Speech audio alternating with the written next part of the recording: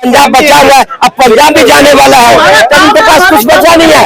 अब अरविंद को आज ही मनीष सिसोदिया और सत्यन जैन को बुलाया गया था कोर्ट में, अब फिर तारीख है तो बगैर कुछ करे हुए ऐसे बुलाता है लोगों को। हमें तो नहीं बुला लेता, इनको तो नहीं बुला लेता, इनको तो नहीं बुलाता, कोर्ट क्यों बुलाता है? जब तुम खाए हो तो हिसाब देना पड़ेगा। अब वो प्रधानमंत्री नहीं है जो खुद भी खा रहा है और दूसरों को खिला रहा है। अब वो प्रधानमंत्री देश का है, वो यहाँ का एलजी है जो अगर खाओगे तो उसका हिसाब देना पड़ेगा। जनता के टैक्स के पैसे बहुत तुमने कमाए। जवाब लेते। इस लोकसभा चुनाव में भारतीय जनता पार्टी ने गठबंधन के साथ सरकार बनाई है। गठबंधन, अगर गठबंधन इनको ना मिलता, नीतीश जी का समर्थन ना मिलता तो लोकसभा में इनकी सरकार नहीं बनती। इनको मैं बताना चाहता हूँ, अगली बार ये विलुप्त होने जा रहे हैं, बीजेपी विलुप्त हो जाएगी। देखिए कुछ अच्छे डिसीजन। 4 साल आगे की भविष्यवाणी अभी से शुरू हो गई। मैं देखिए 9 जून को 1 साल होंगे। दिल्ली का नागरिक हूँ, आई नो द रियलिटी। हाँ, कुछ चीजें अच्छी है जो बीजेपी ने की है, निश्चित रूप से कहूंगा। राम मंदिर के समर्थन में शुरुआत से अगर कोई पार्टी खड़ी रही वो भारतीय जनता पार्टी थी। बड़े सम्मान के साथ मैं इस चीज को कह रहा हूँ, ये बड़ी अच्छी बात थी। धारा 370 टूटी, भारतीय जनता पार्टी ने तोड़ी। मैं बड़े सम्मान के साथ इस चीज को स्वीकार करता हूँ और हमने पाकिस्तान को अच्छा जवाब दिया, एकजुट होकर दिया। बिल्कुल इस चीज के लिए हमारे सेना को जो है क्रेडिट जाता है और बीजेपी को भी जाता है, जिसमें सभी पार्टियां शामिल थी, सबने सहयोग किया। ये 3 अचीवमेंट है, मैं स्वीकार कर रहा हूँ। लेकिन ग्राउंड रियलिटी इनकी जीरो है। आम आदमी की किसी भी आवश्यकता हो, बड़ी बात बोल रहे हैं, जीरो। आपको काउंटर करेंगे? बिल्कुल जीरो है।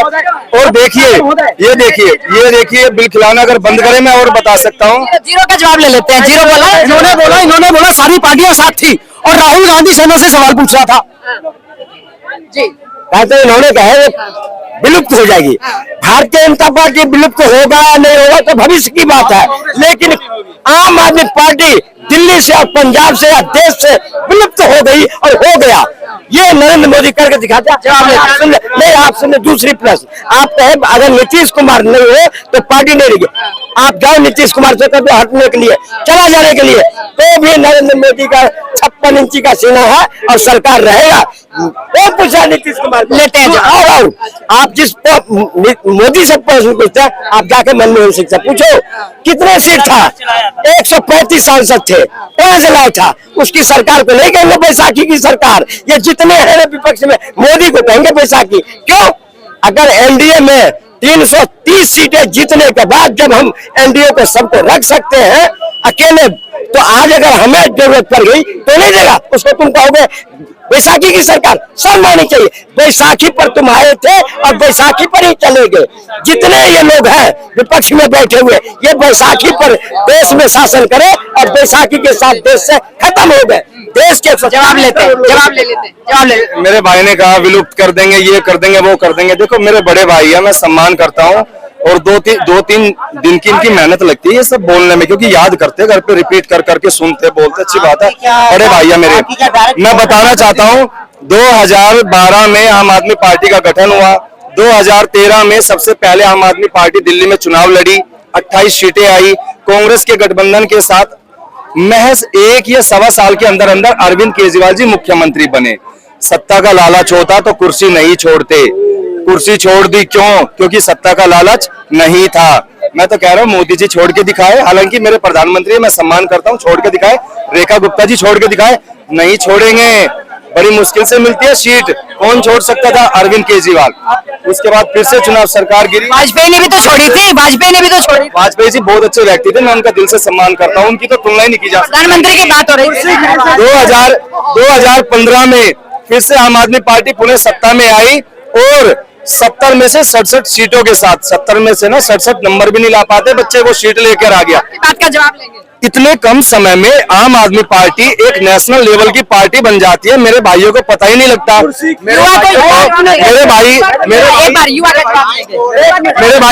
भाई को ये नहीं पता 22 सीटें है दिल्ली में अभी भी आम आदमी पार्टी की। पंजाब में पूरी सरकार है, एमएलए है, 6-7 एमएलए है और गुजरात में 14% वोट बैंक है आम आदमी पार्टी का। पहली बार चुनाव लड़ी बीजेपी के गढ़ में और 14%। मैं आप पढ़ी लिखे, आप भी जानते हो 14% कम नहीं होता। ठीक है, महाराष्ट्र में बहुत सी हमने निकाय जवाब लेते हैं, युवा से आपका जवाब लेते हैं, जवाब लेते हैं। वही केजरीवाल की ये तारीफ कर रहे हैं जो यहाँ पर शराब के ठेके खुलवाते हैं, समझे। सबसे बड़ी बात है कि केजरीवाल अगर इतना ही अच्छा काम करे तो दिल्ली की जनता क्यों हटा दी दूसरे बार में। बात यही है मैम कि देखिए केजरीवाल ने कुछ भी काम नहीं किया था। आज यमुना की सफाई को लेके देखिए आज कितना मेट्रिक टन कचरा ये हो रहा है। आज देखिए बुलडोजर हर जगह चल रहा है। इलीगल मुद्दे जो भी थे, इलीगल जहां पे भी है बुलडोजर चल रहा है। आज डेवलपमेंट के कार्य प्रगति पे है। रोड में जितने भी गड्ढे थे रोड को भरे जा रहे हैं।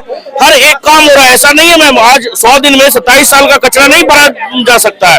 आज उसमें समय लगेगा, बिल्कुल समय लगेगा। आज कहां पर क्या है ये केजरीवाल जी थे जो खुद से नहीं छोड़े। उनको छुड़वाने के लिए सुप्रीम कोर्ट बोली कि आप ऑफिस नहीं अटेंड कर सकते, आप किसी पेपर पे साइन नहीं कर सकते, इसीलिए उन्होंने छोड़ा, नहीं तो वो नहीं छोड़ते। वो गद्दी के इतने ज्यादा प्रेमी थे कि उनको गद्दी प्रेम उन्हें पंजाब तक ले गई। पंजाब तक ले गई। वो तो विरोध होने लगा कि वहां के सीएम बन जाएंगे, ये करेंगे वो करेंगे। इसलिए पहले ही बीजेपी ने मान के ही नींदें उड़ गई थी, नींदें उड़ गई थी। इसीलिए वो जानबूझ करके मतलब समझ लीजिए जो क्रिटिसाइज कर दिया इतना, इसीलिए वो नहीं बन पाए। नहीं तो भाई वहां का सुपर सीएम तो आज भी वही है। बात करते हैं। संजीव अरोड़ा जी को बाई इलेक्शन लड़ा के उनको विधानसभा भेज के राज्यसभा सीट खाली करवा के अपना जाने के लिए सोच रहे हैं। उसके बावजूद इनके 3 मंत्री जेल गए। राज्यसभा सांसद संजय सिंह, सत्येंद्र जैन, मनीष सिसोदिया, मुख्यमंत्री खुद जेल गया। उसके बावजूद भी कुर्सी नहीं छोड़ा। जब लोगों ने उत्साह मचा उसके बावजूद कुर्सी छोड़ा। मंत्री इसके परिवहन मंत्रालय जेल जाने को उस पे था। इसके बावजूद आगे की क्या बात करते हैं? अतिक्रमण बुलडोजर नीति अतिक्रमण है या सौंदर्यकरण है दिल्ली का?